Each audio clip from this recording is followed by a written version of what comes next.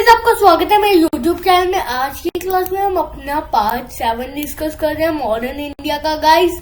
तो गाइस अपनी क्लास को स्टार्ट करते हैं। तो हमारा पहला क्वेश्चन आपकी स्क्रीन पे लिखा हुआ है, when did Stafford Cripps was sent to India.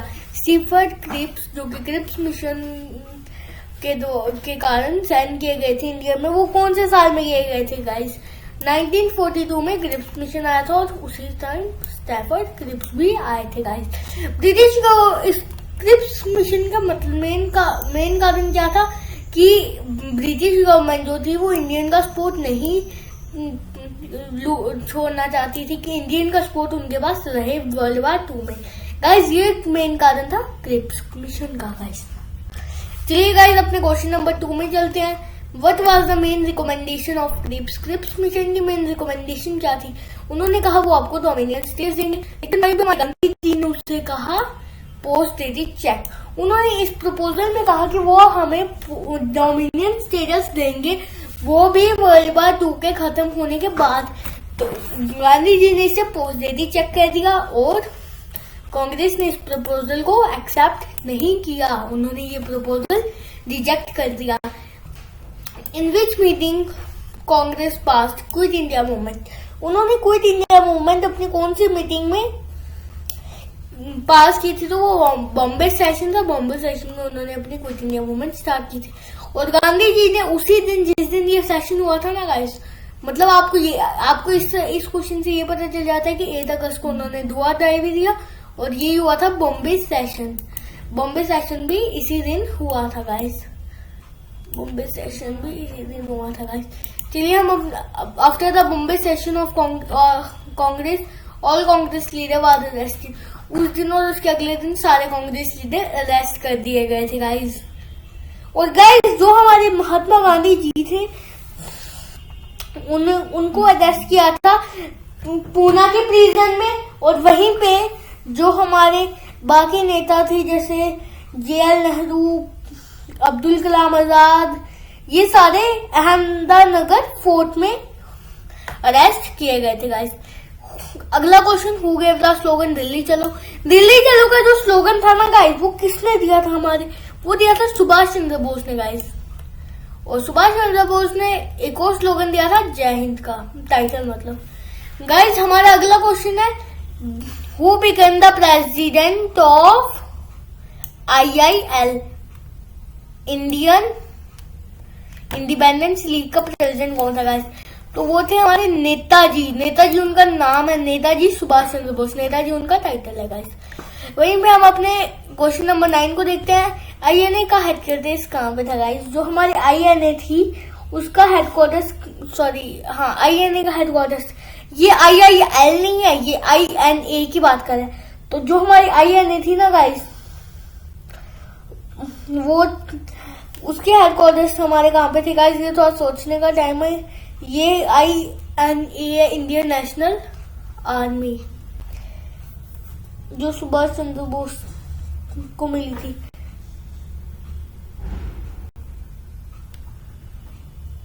और उनके हेडक्वार्टर्स थे रंगून और सिंगापुर में। Both A and B should be the correct answer of this question.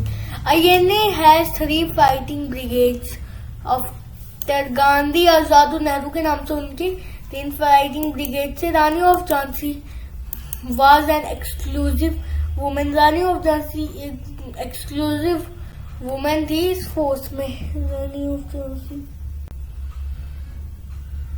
Jhansi brigade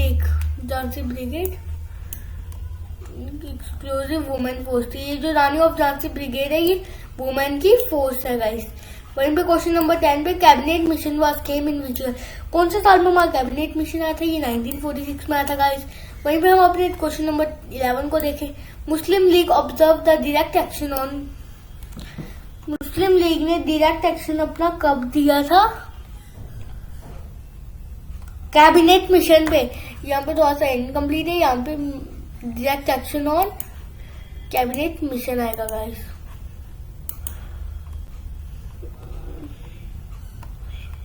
यहाँ पे रुकिए एक सेकंड गाइस,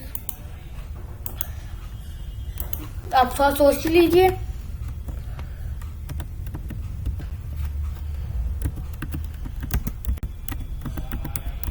कैबिनेट मिशन में उन्होंने अपना डायरेक्ट एक्शन कब दिया था?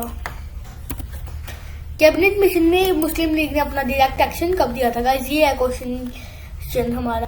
तो उन्होंने जो अपना डायरेक्ट एक्शन दिया था कैबिनेट मिशन ने, वो दिया था 16 अगस्त 1946। Option A should be the correct answer of this question. हम बात करें क्वेश्चन नंबर 12 की। व्हेन डिड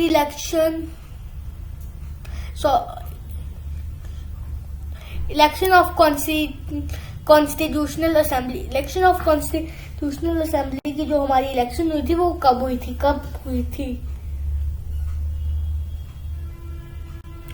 गाइस ये थोड़ा सोचने वाला क्वेश्चन है, मैंने आपको थोड़ा टाइम दिया सोचने के लिए। 30 सेकंड का टाइम है आपके पास, सोच लीजिए गाइस।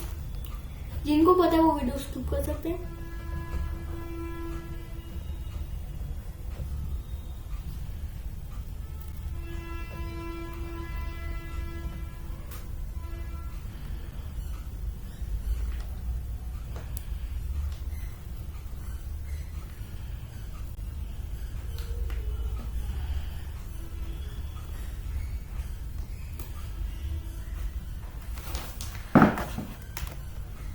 थर्टी सेकेंड्स हमारे पूरे होते हैं। 1946 should be the correct answer of this question guys. 1946 इसका सही आंसर है। And Indian government was found under the leadership of JL Nehru. जो गवर्नमेंट फाउंड हुई थी JL नेहरू के द्वारा, वो कब हुई थी? तो 2 सितंबर 1946 को हुई थी। Mountbatten plan come to India in which, जो माउंटबेटन प्लान था वो भी 1947 में आया था गाइस। वहीं पे when did Indian independence act के, जो हमारा इंडियन इंडिपेंडेंस एक्ट था वो 1947 में आया था। और बात करें the silent feature of this act was partition of the country into India and Pakistan would came into effect on 15 August 1947 guys. Who was the first governor general of free India? Free India के जो governor general थे ये Lord Mountbatten है। ये थोड़ा सा important question आता है। अब ये क्वेश्चन इतना इंपॉर्टेंट नहीं है, लेकिन फिर भी मैंने डाल दिया। ये क्वेश्चन नॉट इम्पोर्टेंट इतना, लेकिन फिर भी who was the first governor general of Pakistan? तो वो हमारे मोहम्मद अली जिन्ना थे। Who was the first and the last governor general of free India? Free India के first and last governor first and last Indian अगर हुए ना तो गाइस सी राजा गोपालाचारी थे। When did India got Republic guys? 26 जनवरी 1950। लेकिन ऑप्शन इतने कंफ्यूजिंग थे, आधे बंदे उड़ गए। Who was the first president of India? हमारे इंडिया के पहले प्रेसिडेंट कौन थे? राजेंद्र प्रसाद। तो गाइस आज की क्लास को हम यहीं तक रखते हैं। अपनी प्लेलिस्ट देख सकते हैं, एशियन इंडिया और मिडिवल इंडिया की। ये मॉडर्न इंडिया, जैसे ही हमारा मॉडर्न इंडिया कंप्लीट होगा हम आपको उसकी भी प्लेलिस्ट दे देंगे। लाइक एंड सब्सक्राइब करना मत भूलिए चैनल को।